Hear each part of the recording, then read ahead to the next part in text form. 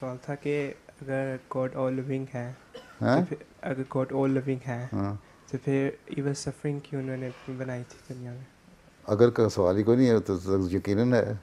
اگر اس زندگی کے بعد ایک اور زندگی ہے. ہاں کیا کہتے یہی؟ نہیں اگر ایون سفرنگ ہے دنیا میں وہ اللہ تعالیٰ نے بنائی ہے، ہاں جیسے گاڈ آل لیونگ ہے تو پھر انہوں گاڈ نے کیوں اللہ بنائی؟ تعالیٰ آل لیونگ ہے. نہیں آل لیونگ گاڈ اچھا لیونگ ہے. پھر تو انہوں نے ایون سفرنگ کیوں بنائی ہے؟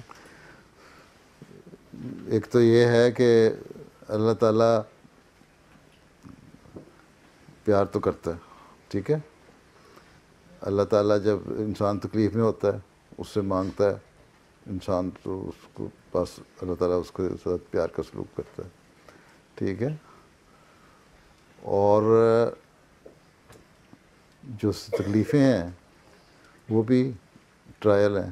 نبی جو ہیں نبی وہ اللہ تعالیٰ کے سب سے قریبی ہوتے ہیں نا. ٹھیک ہے. ان میں سفرنگ نہیں ہوتی، وہ بھی سفر کر رہے ہوتے ہیں نا.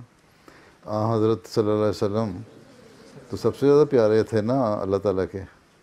ہم یہی کہتے ہیں نا، یہی مان ہے نا.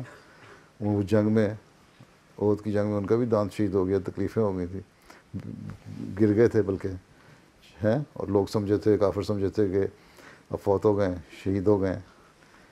لیکن بہرحال اتنا تیر کھپ گیا تھا اندر کہ وہ کھینچ کے نکالنا پڑا تھا.